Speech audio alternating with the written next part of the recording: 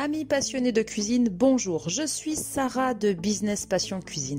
Pour ceux qui ne me connaissent pas encore, j'ai créé mes business en ligne il y a quelques années sur la base de ma passion pour la cuisine et aujourd'hui j'accompagne les personnes qui, comme moi, ont envie de faire de leur passion un vrai business en ligne. Dans cette vidéo, j'avais envie d'évoquer avec vous un sujet qui me tient à cœur de par mon histoire personnelle. Il s'agit de comment concilier sa vie professionnelle et sa vie familiale quand on est une femme d'affaires.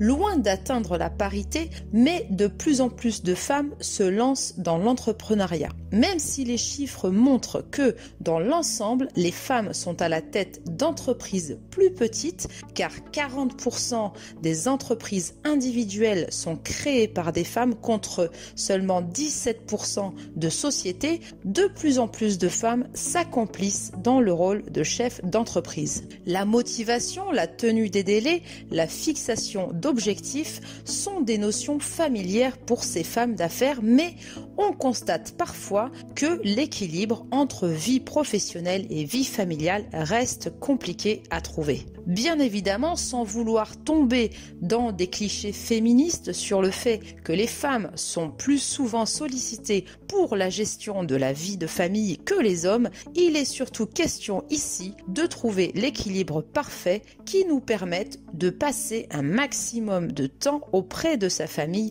malgré le travail et la contribution que demande l'entrepreneuriat. Même si une étude récente révèle que pour de nombreuses personnes interrogées, l'équilibre entre vie professionnelle et vie familiale pour les femmes entrepreneurs est parfait, cela demande quand même une certaine planification. Alors pour celles d'entre vous qui ont encore du mal à trouver le bon équilibre, voici quelques éléments qui vous aideront à vous épanouir dans votre vie de famille tout en contribuant à la réussite de votre entreprise. Tout d'abord, la gestion du temps est un point essentiel. Elle est importante dans toute entreprise et encore plus pour les femmes entrepreneurs. Qu'il s'agisse de travail à domicile ou de gestion d'entreprise à l'extérieur, le temps de travail dans la journée est limité avant de vous consacrer à votre famille. La clé, c'est donc de tirer le meilleur parti de ces heures de travail pour être le plus productif possible. Comment ? Eh bien, tout simplement en planifiant toutes vos actions pour concentrer votre énergie sur les plus importantes, celles qui vous rapporteront le plus pour votre business. Il sera donc essentiel de définir un temps pour le traitement des mails, pour l'administratif, pour les réponses aux clients, sans déborder des plages horaires que vous vous êtes fixés pour ces tâches. N'oubliez pas non plus de planifier vos créneaux de temps à passer avec votre famille et pour vos loisirs. Vous pouvez pour cela vous référer à une de mes précédentes vidéos sur la gestion du temps et des priorités.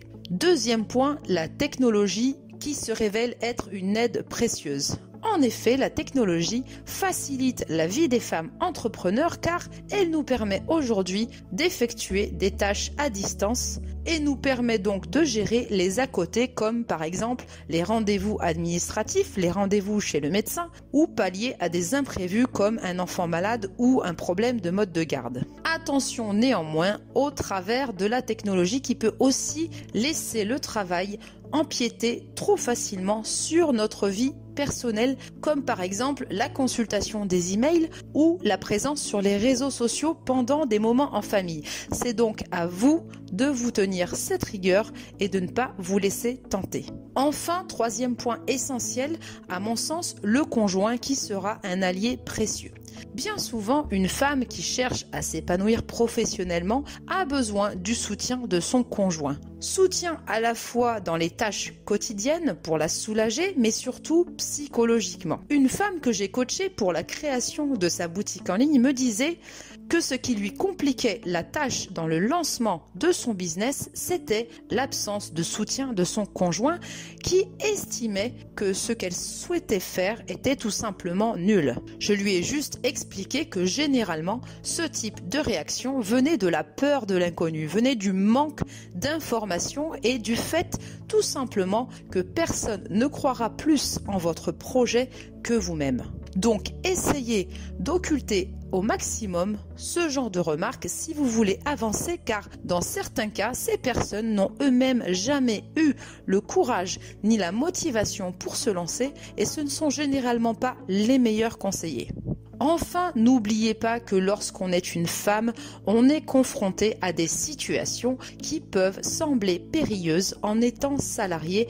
Je pense notamment à l'allaitement, aux gardes d'enfants, aux rendez-vous à l'école, récupérer les enfants le soir avant la fermeture de la garderie, etc. Ce sont autant de situations qui nous poussent bien souvent à devenir notre propre patron, car ce statut nous permet une meilleure gestion de ces aspects sans devoir rendre des comptes ni craindre les remarques ou encore culpabiliser d'avoir pris sur notre temps de travail.